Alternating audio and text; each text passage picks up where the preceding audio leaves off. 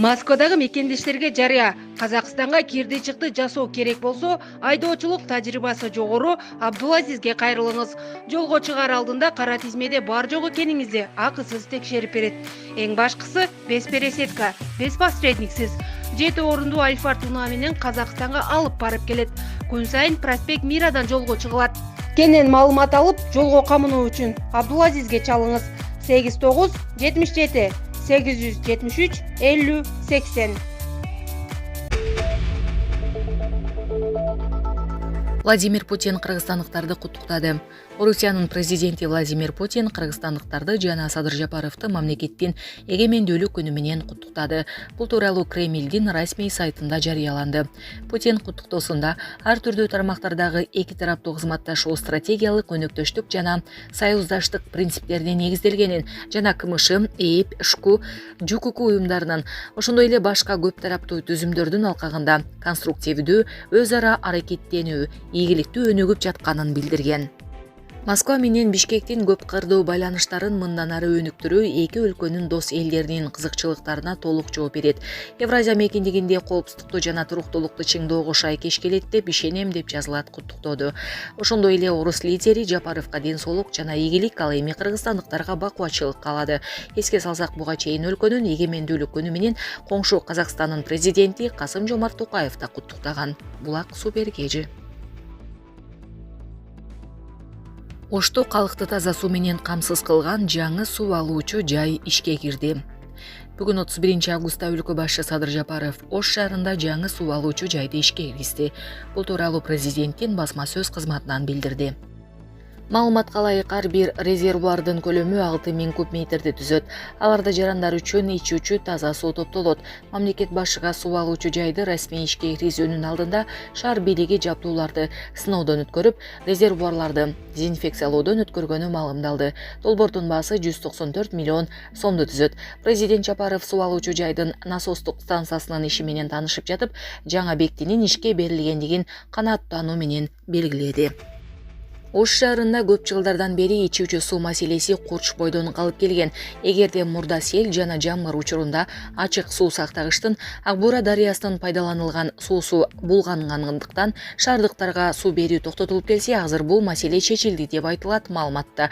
Эске салсак, мамлекет башчысы июль айында Ош облусуна болгон иш сапарынын алкагында Ош шаарындагы таза суу үчүн 4 жаңы суу сактагычтын курулушу менен таанышып, тургундарды ичүүчү таза суу менен камсыздоо маселеси бир айдын ичинде чечүүнү тапшырган. Булак Супергежи. Министрлик TikTok'tu жабуу чечиминде эч кандай геосаясий өңүт жок. Кыргызстанда TikTok'tu жабуу чечиминде эч кандай геосаясий өңүт жок. Бул тууралуу Кыргыз Республикасынын Маданият, маалымат, спорт жана жаштар саясаты министрлигинен билдиришти.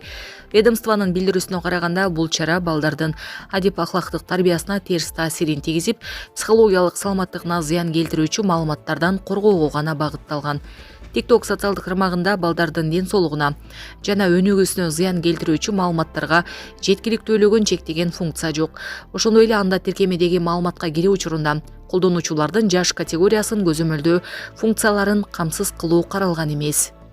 Жогоруда айтылгандардын негизинде жана Кыргыз Республикасынын Маданият, маалымат, спорт жана жаштар саясаты министрлигине жолдонгон көптөгөн кайрылууларды эске алуу менен министрлик Кыргыз Республикасынын аймагында TikTok кызматын токтотуу чечимин кабыл алды деп айтылат маалыматта.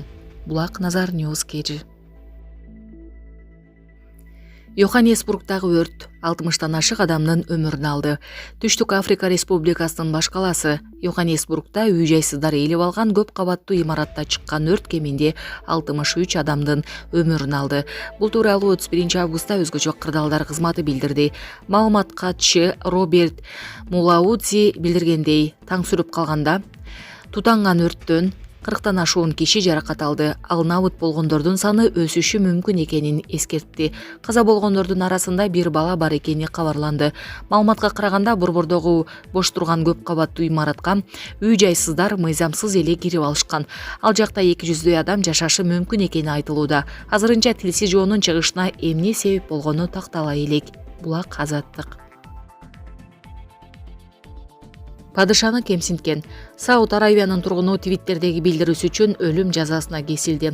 Сауд Аравиянын жараны X социалдык тармактагы баракчасында мурдагы Твиттер жазган билдирүүсү үчүн өлүм жазасына кесилди. Бул тууралуу ABC News басылмасы жазып чыкты.